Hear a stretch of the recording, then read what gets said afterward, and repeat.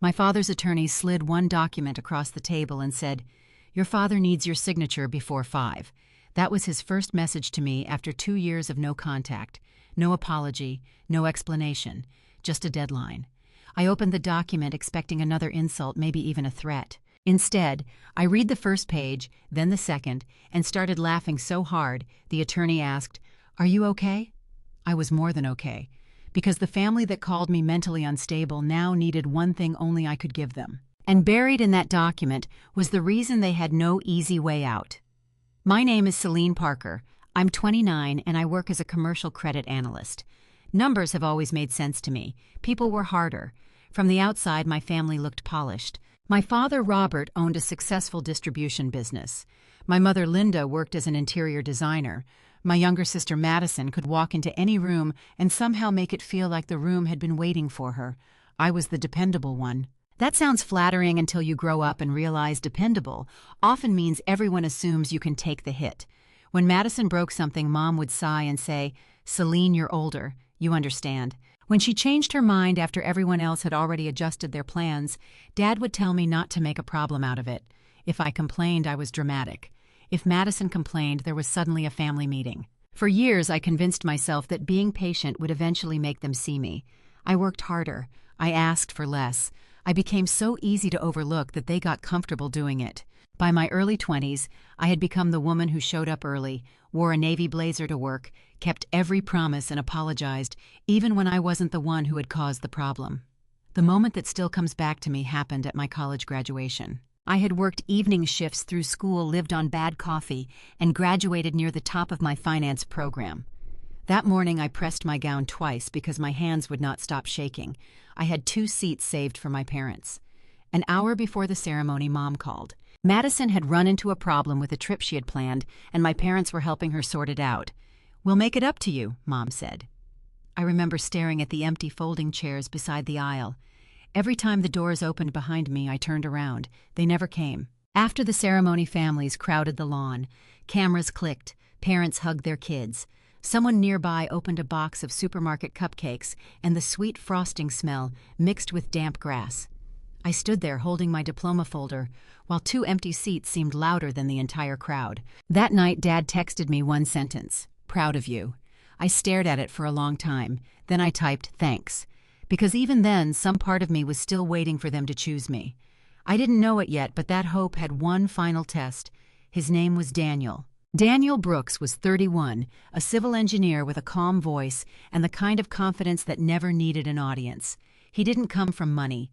He drove an older pickup, fixed things instead of replacing them, and never once asked me what my father's business was worth. For the first time in my life, being loved felt quiet. That was exactly why I wanted my family to meet him. I told myself they would see what I saw. They didn't. Dinner started politely enough. My father asked Daniel about his work, where he grew up, what kind of projects he handled. Daniel answered every question without trying to impress him. Then Dad leaned back, looked at me and said, "You worked too hard to settle for a downgrade." The table went still. Daniel's hand stopped halfway to his water glass. Mom whispered Robert, but she didn't defend us. Madison looked down at her plate, fighting a smile. Something inside me went cold. I had spent years swallowing comments about myself. But watching my husband become the next person they measured, dismissed, and expected me to excuse felt different. Dad kept talking. He said he only wanted the best for me. I heard the old message underneath it. Madison deserved support. I was supposed to understand. I pushed my chair back. Mom immediately said, "Selene, don't make this awkward." That sentence did it. Not Dad's insult, not Madison's expression. That sentence. Because even then, their biggest concern wasn't what had been said to Daniel. It was whether my reaction made dinner uncomfortable. I took Daniel's hand and left. By the time we reached the parking lot, my fingers were shaking. "You don't have to do anything tonight," Daniel said. "I do." I blocked all 3 of their numbers before we got home. No holidays, no Sunday dinners, no explanations. For the first time, I chose peace over permission. A few weeks later, a cousin called me, then an aunt, then an old family friend. The story was always slightly different, but the ending was the same. Mom was telling people Daniel had changed me, that I wasn't thinking clearly, that I had cut off my loving family for no reason. Then my cousin lowered her voice and said, "Your mom told people you were mentally unstable." I couldn't speak.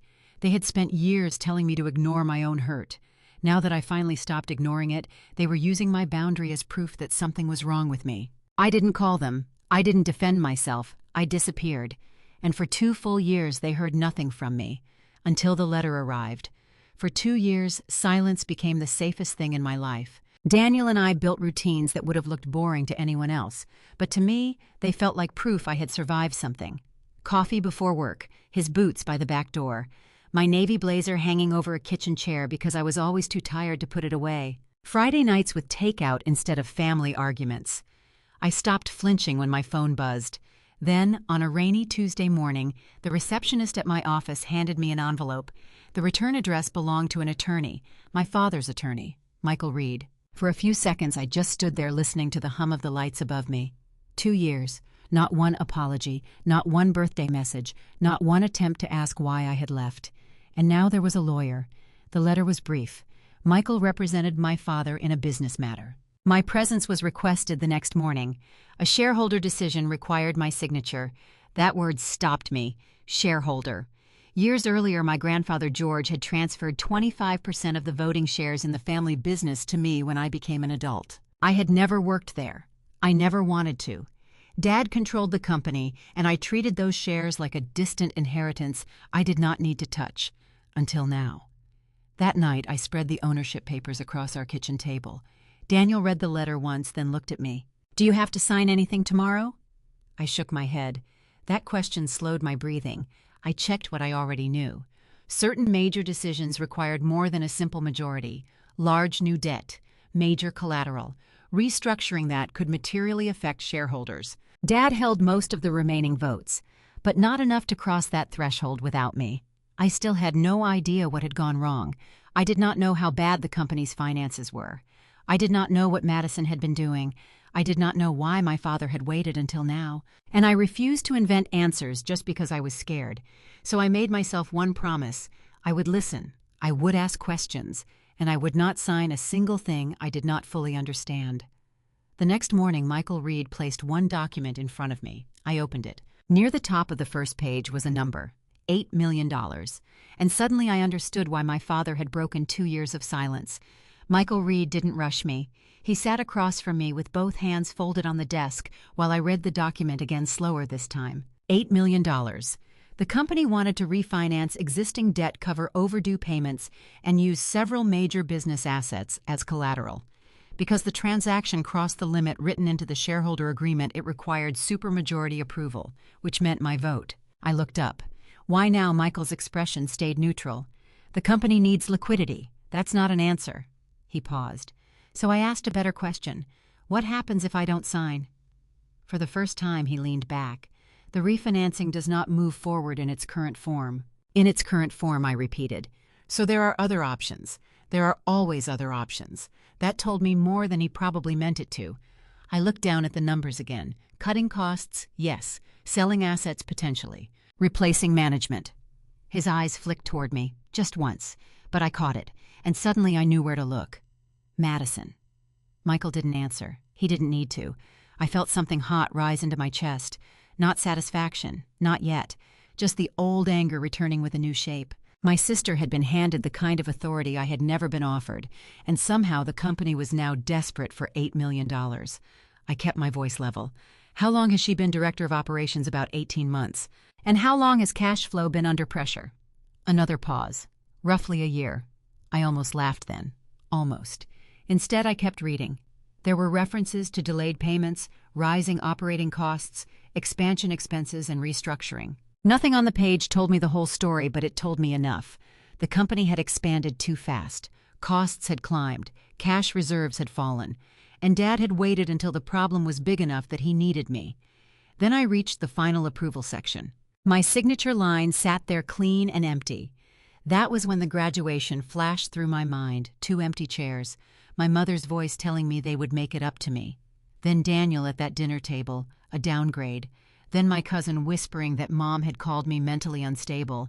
And now this. My father needed the judgment of the daughter he had spent 2 years telling people couldn't be trusted with her own life.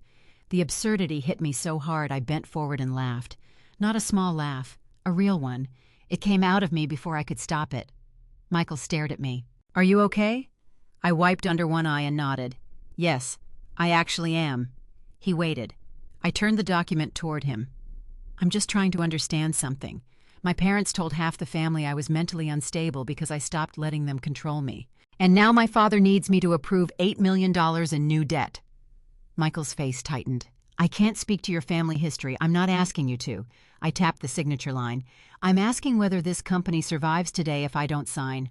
"No," he said carefully. "That is not what I said." "Good. Then there's no emergency that requires me to make a blind decision before 5. He was quiet. That silence was the first moment I realized the deadline belonged to my father, not to me. I pushed the document back across the desk. "I'm not signing this." Michael didn't argue. He only asked, "Is that your final position?" "My final position today is that I will not approve millions in new debt when I haven't been given a complete financial picture." I stood, then stopped. "And I want an independent financial review." That got a reaction. Small but real. His fingers tightened around his pen. I continued, "I own 25% of the voting shares. If management decisions have materially affected the value of my interest, I want to know how. Ms. Parker, that process may create complications. They already exist. I just didn't create them." For the first time that morning, Michael had nothing ready to say. I picked up my bag. "One more thing. From now on, anything about the business goes through my representative. I'm not discussing this with my father directly." He nodded. I reached the door. Then he asked, "Do you understand what refusing this may force them to do?" I turned back. "Yes. Cut spending. Sell assets. Change management. Admit the problem.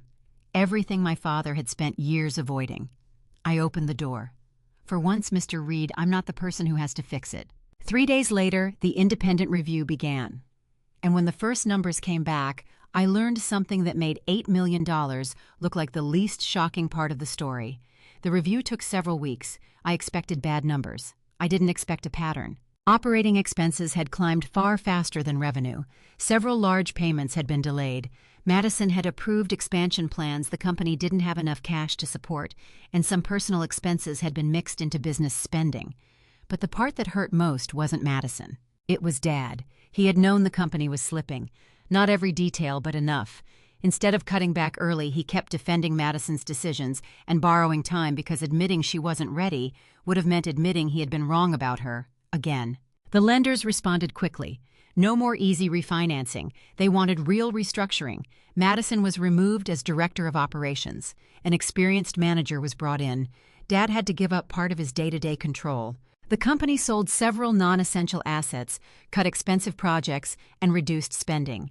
My parents also sold some of the luxury things they had always treated like proof that they were winning. None of that came from me. I never demanded it. I never told anyone to punish them. I simply refused to place my name under decisions I hadn't made. That difference mattered to me. My own representative sent a separate notice to my parents asking them to stop making false statements about me and to keep all business communication professional. After that, the calls from relatives slowly stopped. A few people reached out to apologize for believing what they had been told. I didn't need every apology. For the first time, I didn't need the entire family to agree with me. Months later, once the company was more stable, I requested an independent valuation of my 25% share. I sold my interest under a fair agreement and walked away completely. No board meetings, no emergency calls, no family business waiting in the background like a storm cloud. The night everything was finalized, I came home and found Daniel in the kitchen making coffee even though it was almost 8. His boots were beside the door. My blazer was hanging over the chair. Nothing looked different. That was what made it perfect. Daniel handed me a mug. "So," he said, "does it feel like you won?" I thought about Madison losing her title, Dad losing control, the money, the years of anger. Then I looked around our quiet kitchen. "No," I said. "It feels like I'm finally done." And that felt better than winning ever could. If there's one thing I learned, it's this: being family does not give anyone the right to use you, silence you, or make their crisis your responsibility. Saying no did not destroy my family. Their choices did that on their own. I just stopped standing between them and the consequences. If you've ever had to set a boundary with someone you loved, tell me what happened in the comments. And if stories like this remind you that peace can be a victory, hit subscribe so you don't miss the next one.